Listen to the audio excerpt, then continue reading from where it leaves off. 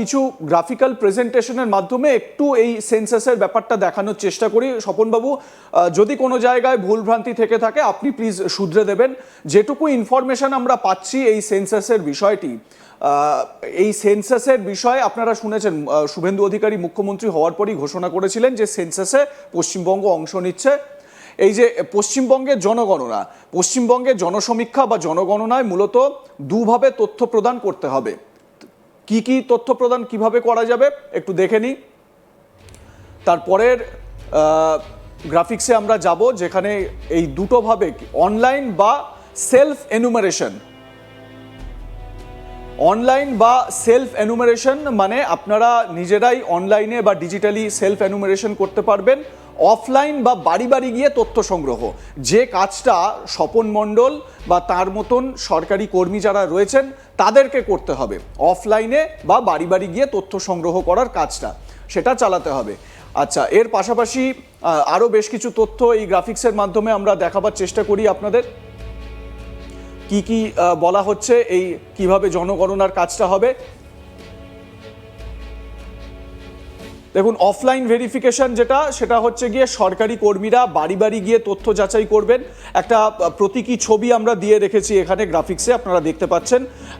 কোনো একজন সরকারি কর্মী, কেন্দ্র বা রাজ্যের সরকারি কর্মী, তারা সেখানে যাবেন, সেখানে গিয়ে প্রত্যেকটি বাড়িতে তথ্য যাচাই করবেন। কিভাবে তথ্য যাচাই হবে সেটাও আপনাদেরকে বলার চেষ্টা করব, কীরকম তথ্য সেখানে যাচাই হবে। অনলাইন বা অফলাইনে কিন্তু একই রকম ভাবেই কিন্তু তথ্যগুলো সংগ্রহ করা হবে।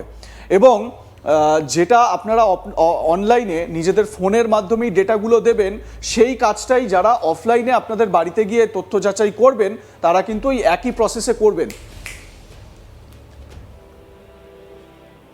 পরিচয়পত্র, নথিপত্র কি কি লাগবে, আধার কার্ড, ভোটার কার্ড বা অন্যান্য প্রয়োজনীয় নথি যেগুলো আর কি আমাদের দরকার হয়, এই সমস্ত নথি, কি কি নথি আছে আপনাদের কাছে সেই সমস্ত নথিগুলো দিতে হবে।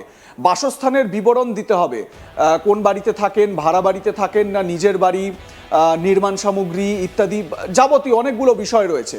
এবারে অনলাইনে আপনারা যখনই নথিগুলো দিলেন তারপরে একটা সাবমিট করবেন, যখন শেষে রেফারেন্স আইডি পাবেন।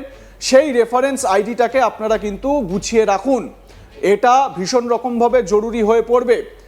অনলাইন রেজিস্ট্রেশন কিভাবে করতে হবে, অফিসিয়াল পোর্টাল বা মোবাইল অ্যাপে সেলফ এনুমারেশন আপনারা করতে পারবেন। আচ্ছা, এবারে কিভাবে সেটা হবে, যখনই যাবেন এই যে ওটিপি ভেরিফিকেশন, এটা খুব গুরুত্বপূর্ণ। আপনারা এখন ওটিপি সম্পর্কে সবাই সচেতন। পোর্টালে নিজের মোবাইল নাম্বার দিতে হবে আপনাকে, তারপরে ওটিপি একটা আসবে আপনার মোবাইল নাম্বারে, সেই ওটিপিটা দিয়ে আপনাকে ভেরিফাই করতে হবে। এটা খুবই সুরক্ষিত একটা প্রসেস, এটা প্রমাণিত একেবারে। তারপরে পরিবারের তথ্য প্রদান করতে হবে আপনাকে। যখনই আপনারা অনলাইন রেজিস্ট্রেশন করবেন, আপনার পরিবারের ফ্যামিলি ডিটেলস সব সেখানে দিতে হবে। পরিবারের গৃহকর্তা, কতজন সদস্য, নাম, তাদের জেন্ডার, বয়স, বৈবাহিক তথ্য বিবাহিত না বিবাহিত নয়, কি অবস্থা ইত্যাদি, এই সমস্ত পারিবারিক সব তথ্য দিতে হবে যেগুলো জনগণনায় কাজে লাগে। আচ্ছা, তারপরে কি ডেটা আমরা পাচ্ছি, এবং এটা খুব গুরুত্বপূর্ণ, যেটা এখানে উল্লেখ করা নেই, সেটা হচ্ছে গিয়ে অনলাইন রেজিস্ট্রেশনের পরে আপনার যে যেটা আপনি যে একটা তথ্য পাবেন, একটা আইডি পাবেন, সেই আইডিটাকে আপনাকে গুছিয়ে রাখতে হবে। কারণ সেই অনলাইনে আইডি পাওয়ার পরেও আপনার বাড়িতে কোনো না কোনো সরকারি কর্মী যাবেন এবং তার কাছে গিয়ে সেই আইডিটা আপনাকে দেখাতে হবে। আমি ঠিক এই জায়গা থেকেই একটু স্বপনবাবুর কাছে আসবো। স্বপনবাবু, দেখুন, অনলাইনে কাজটা তো অনলাইনে করে নেওয়া হলো, নিজেরাই করতে পারলেন। একটা আইডি আসবে, সেই আইডিটাকে গুছিয়ে রাখতে হবে। এই অনলাইনের কাজের পরেও যারা ধরুন অনলাইনে সাবমিট করে দিলেন, তারপরেও কি সেই বাড়িতে আপনাদেরকে যেতে হবে? এই প্রসেসটা যদি আমাদের একটু বলে দেন। দেখুন, পুরো বিষয়টা এখনো পর্যন্ত ক্লিয়ার হয়নি, এই কারণে আমি বলছি বিক্ষিপ্তভাবে দু একটা জেলাতে, জেলা বলবো না, কয়েকটা ব্লকে ট্রেনিং শুরু হয়েছে। প্রথম ট্রেনিং হবে এনুমারেটর যারা আছেন, যারা বাড়ি বাড়ি ভিজিট করবেন তাদের ট্রেনিং। তারপরে হচ্ছে সুপারভাইজার, তাদের ট্রেনিং হবে। কাজটা শুরু হবে আগস্ট মাসের মাঝামাঝি থেকে। ট্রেনিংটা এখন জাস্ট স্টার্ট হয়েছে। স্বাভাবিকভাবে আমরা যেটা শুনতে পাচ্ছি বিভিন্ন মহল থেকে বা বিভিন্ন জায়গায় খোঁজ নিয়ে, তাতে করে অনলাইন অফলাইন দুটো ভার্সন, ঠিক একইভাবে এসআইআর এর সময় যেটা হয়েছিল সেটা করতে হবে।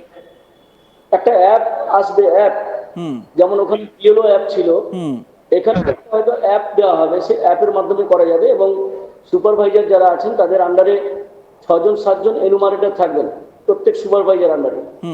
এবং এটাও শুনেছি আমরা, এখনো পর্যন্ত যেহেতু সরকারি পক্ষ থেকে কোনো মানে স্পেসিফিক নোটিশ জারি করেনি, শুধুমাত্র ডিউটিতে জয়েন করতে হবে, ট্রেনিংটা নিতে হবে, এই ধরনের অর্ডার বের করেছে এবং একটা হুমকি সুরে যে না গেলে 3 বছরের জেল আবার জরিমানাও হবে। তো আমরা যেটা শুনেছি যে 700 থেকে 800 জন, ম্যাক্সিমাম 900 জন প্রতি একজন করে এনুমারেটর নিয়োগ করা হবে। তার মানে বুথ ভিত্তিক নয়, কিন্তু ভালো করে বুঝে রাখতে হবে যে এসআইআর এর সময় একজন এসআইআর এর সময় যেটা বুথ ভিত্তিক ছিল, তো এক্ষেত্রে এই সেন্সাসের ক্ষেত্রে কি হবে, কি রকম ভাবে সেটাকে মাপা হচ্ছে? ধরুন একটা বুথে ধরুন 1200 ভোটার ছিল, হ্যাঁ 1200 ভোটারের জন্য একজন বিএলও করা হতো। হ্যাঁ ওই বুথে দেখা যাচ্ছে জনসংখ্যা হচ্ছে ধরুন 2000 বা 2100 বা 2500, ভোটার 1200, ছোট বাচ্চা টাচ্চা থেকে আরম্ভ করে সব মিলিয়ে হয়তো 2200 মানুষ আছে এখানে।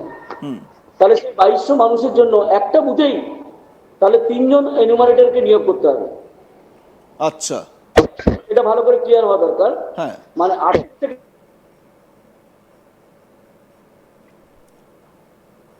আমাদের সঙ্গে যোগাযোগ কোনো কারণে বিচ্ছিন্ন হলো স্বপন মণ্ডলের, আমরা আবারও যোগাযোগ করার চেষ্টা করছি। হ্যাঁ স্বপন বাবু, আমরা আবার যোগাযোগ পেয়েছি আপনার, বলুন। শুনতে পাচ্ছেন? হ্যাঁ শোনা যাচ্ছে, বলুন বলুন। 900 জন মাথা বা জনগণ পিছু হ্যাঁ। একজন করে নিয়োগ করা হবে, আর 6-7 জন এনুমারেটর পিছু একজন করে সুপারভাইজার নিয়োগ করা হবে। সুপারভাইজারদের কাজটা হচ্ছে, এনুমারেটর যে কাজটা করছেন তারা ফিল্ড ভেরিফিকেশন করছেন, অনলাইনেও তো সাবমিট করবে, হ্যাঁ অফলাইনেও ফর্ম ফিল আপ করতে হবে প্রত্যেকের জন্য। দুটো কাজই, অনলাইনেও সাবমিট করতে হবে, অফলাইনেও ভেরিফিকেশন করতে হবে।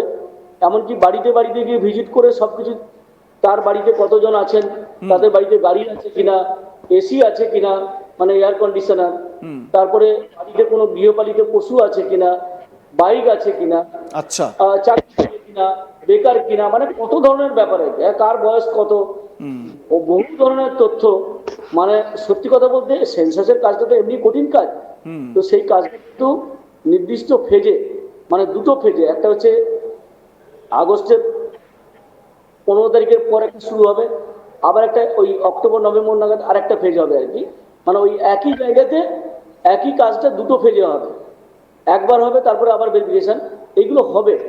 এবং এটা করতে গিয়ে যেটা হচ্ছে যে এতদিন ধরে কন্টিনিউ যদি করে, মাঝখানে একটা গ্যাপ থাকবে অবশ্যই, তাহলে কিন্তু আমরা যেটা আশঙ্কা করছি যে সামনে সামেটিভ পরীক্ষা আছে আগস্ট মাসের প্রথম সপ্তাহে, সমস্ত স্কুলে পরীক্ষা আছে, সেই পরীক্ষার জন্য ক্লাসগুলো করতে হচ্ছে, তার জন্য মাঝখানে ট্রেনিং নিতে হচ্ছে। এবার সেপ্টেম্বর মাসে সবচেয়ে বেশি চিন্তার বিষয় হচ্ছে হায়ার সেকেন্ডারি পরীক্ষা। অনেকেই জানেন না হয়তো, সেপ্টেম্বর মাসের দ্বিতীয় সপ্তাহ থেকে হায়ার সেকেন্ডারি পরীক্ষা শুরু হচ্ছে, সেখানে কিন্তু এনগেজ থাকতে হবে। তার ফলে আমরা সেই কারণেই বলছিলাম বারবার করে সরকারের কাছে, যে সরকারের কাছে আবেদন আমাদের যে আপনারা সেন্সাস ডিপার্টমেন্টের সঙ্গে একটু কথা বলুন,